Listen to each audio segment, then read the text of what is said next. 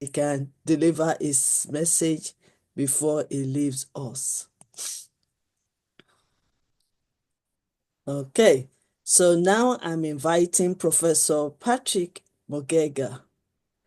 Professor Dr. Pratik Mungekar is a globally recognized scientific professor, counselor, and international speaker. Dr. Mungekar is a trailblazer in his field and has achieved several notable first doctor award, making him one of the most recognized experts in his field. He has also taught over 30,000 plus students and career guided 50,000 plus students, trained 5,000 educators, and he continues to inspire and educate future leaders. He has been appointed in many organizations at various high positions at the same time, and also appointed ambassador by some bodies, almost all disciplines. In recognition of his contribution to teaching and research, Dr. Mungekar has received 950 plus international, national, and state awards. Dr. Mungekar is also a successful author of 10 books, including Introduction to Sustainable Development Goals. Dr. Mungekar's achievement has earned him several prestigious titles, including Lecturers Magnificio, HRM Sir, and others. He is also the first Indian to receive the distinguished title Professor of Wisdom from Institute of Columbia, South America.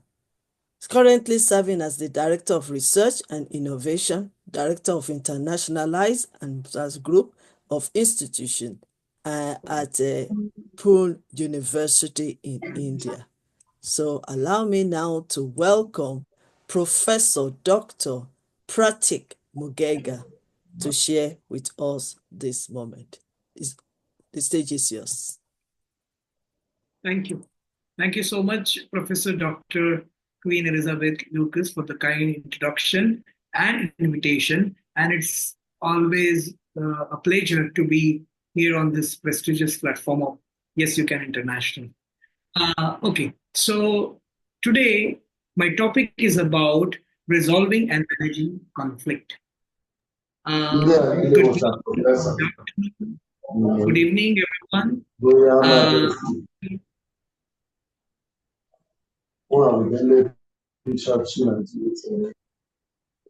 Excuse me, can you mute?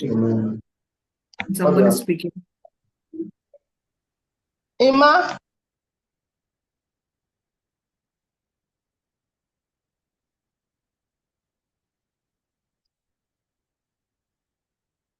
Okay, anyway, so today I'm going to discuss about resolving and managing conflict. So, good day, everyone. Conflict is an inevitable part of human interaction, whether in the workplace or social settings. However, how we handle conflict determines whether it becomes destructive or constructive. Okay, so today we will explore some key strategies for managing and resolving conflicts effectively. By the end of this session, you will understand different types of conflicts, methods of resolution, and techniques to prevent escalation. Okay, now the very first point which I'm going to emphasize on is about understanding conflict. Okay, now conflict arises when there is a perceived or actual clash of interests, values, goals, or communication breakdown. So it can be classified into like interpersonal conflict, intrapersonal conflict, intergroup conflict, and organizational conflict. Okay, let me explain each one of them. Now, the first is interpersonal conflict, disagreements between individuals due to differences in personality, communication, or interest. We call interpersonal. Okay, disagreements between individuals due to differences in personality, communication, or interest. For example, two co-workers in a company have conflicting working styles. Okay, one prefers a structured, detail oriented approach, while the other thrives in a flexible, spontaneous environment. Okay, two different personality, two different working style.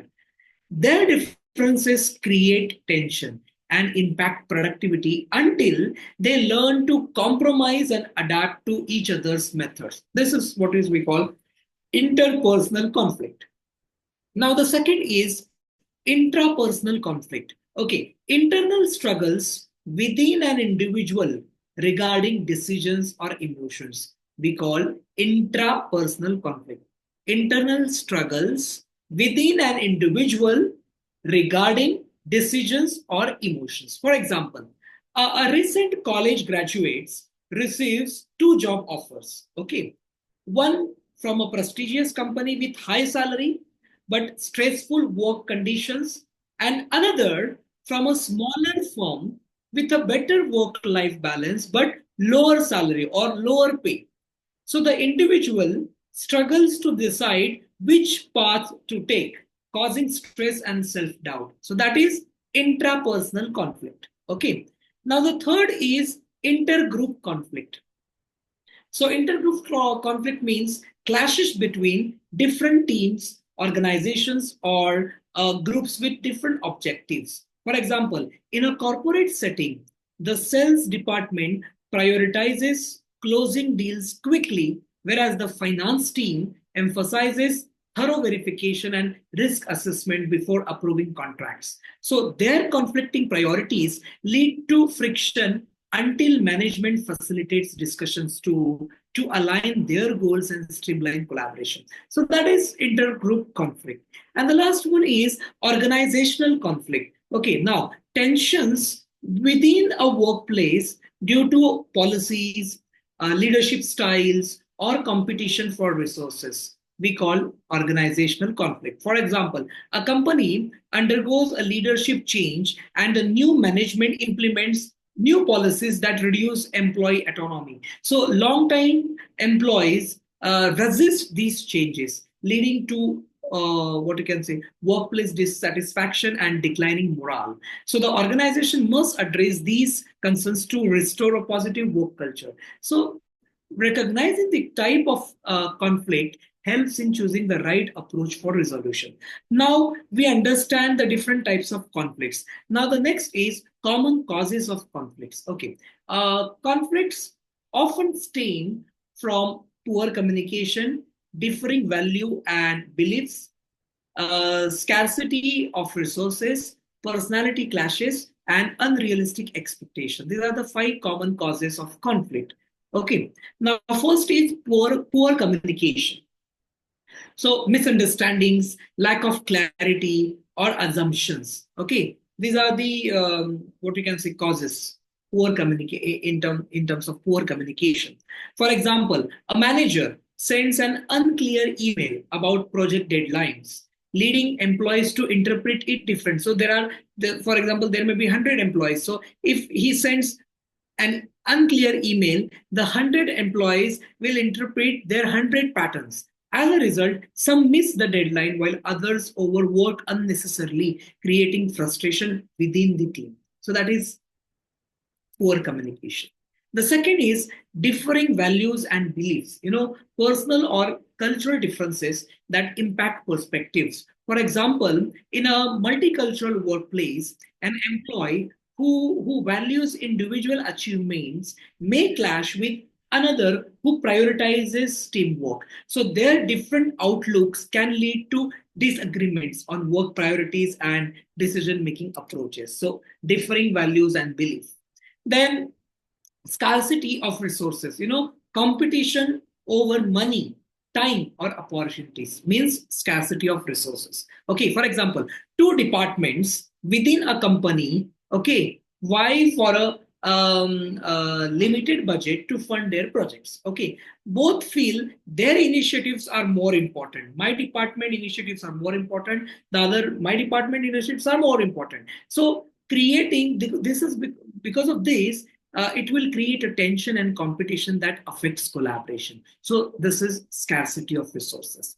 Then personality clashes, differences in temperament and behavioral styles means personality clashes. For example, a highly extroverted team member who enjoys brainstorming out loud may irritate an introverted colleague who prefers quiet. Some are talkative, some are quiet. So personality clashes. Structured thinking, so their work relationship may suffer unless they learn to appreciate each other's styles. So we need to appreciate each other's styles also. We need to accept each other's what you can say limitations also sometimes.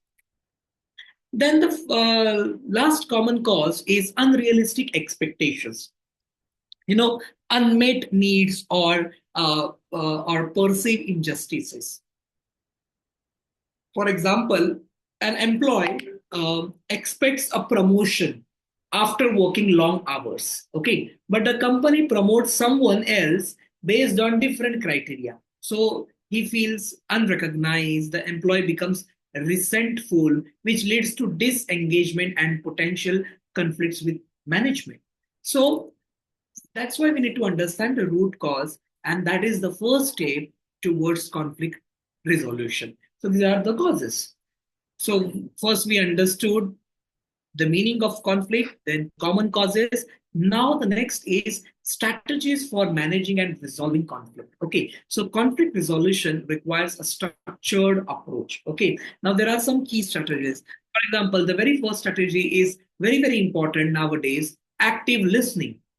Pay attention, paraphrase, and ask questions to ensure understanding. For example, during a team disagreement, an employee listens carefully to a colleague's concern, repeats their key point for clarity, and asks follow up questions to confirm understanding. So, active listening. The second is empathy and perspective taking. Try to understand the other person's viewpoint. That is perspective taking. For example, a manager notices an employee is frustrated about workload distribution. Okay, so instead of dismissing their concern, the manager acknowledges their feelings and works for a fairer task management or fairer task assignment. So that is empathy. Okay, then effective communication. Use I statements instead of blaming. For example, I feel unheard when my ideas are not considered. Okay, for example, instead of saying you never listen to me, an employee says I feel like my contributions are overlooked and I would appreciate the opportunity to share my thoughts. So you need to put forth your thoughts in a positive manner. Okay, so effective communication. Then problem solving approach. Identify the issues, brainstorm solutions, and find common ground. For example, two colleagues disagree on a project direction. They sit together, list concerns, suggest alternatives, and agree on hybrid approach that satisfies both. So that is problem solving approach. Okay. Then compromise and collaboration. Okay. These are two, you can say, for collaboration, you need to compromise. For compromise, if you do compromise, collaboration will take place. So that's interconnected. So aim for win-win solution that benefits both parties. For example, a manager mediates between two employees competing for a leadership role by restructuring the project, so both can have leadership responsibilities in different areas. So that is compromise and collaboration.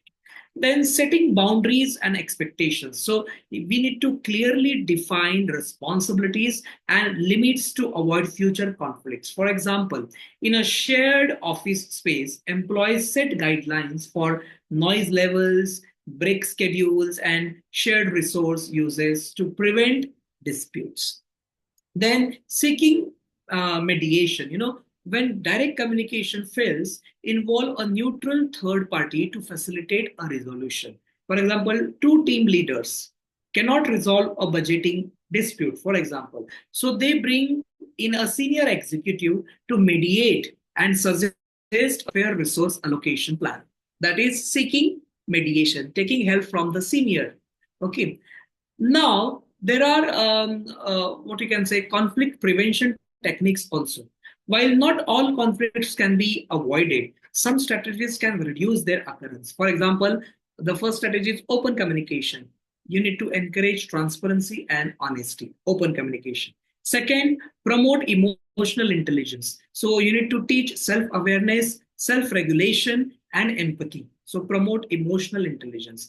The third one is develop clear policies and expectations. So we need to establish rules that prevent misunderstanding. So develop clear policies and expectations. Number four, encourage team building and trust. Okay, you need to strengthen relationships through collaboration and shared goals. And the number fifth one is train conflict resolution skills. So you need to equip individuals with tools to address issues proactively. Okay, so conflicts, when managed properly, can lead to growth, innovation, and stronger relationships. The key is to approach conflicts with a solution oriented mindset rather than seeing them as mere obstacles. So I encourage each of you to apply these strategies to your daily interactions. By encouraging, open communication, empathy, and collaboration, we can transform conflicts into opportunities for positive change. And thank you for your time. I now welcome everyone for the discussion on this topic. I'm so sorry today because it's working day and everyone is waiting outside my cabin. So I need to wind up today. But tomorrow I'll speak more on the topic which I have chosen. Okay. So thank you so much for the active listening and thank you so much and sorry for the inconvenience. Thank you.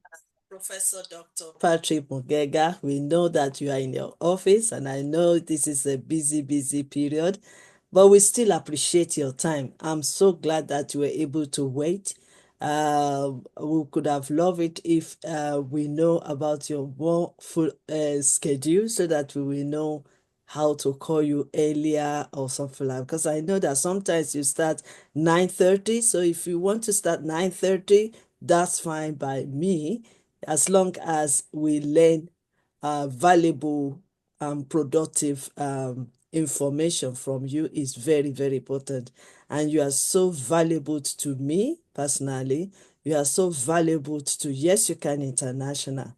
So we won't like to miss any of your teaching at all for any reason. So we want to say thank you so much for this short time. You can be released to attend to your customers or your clients.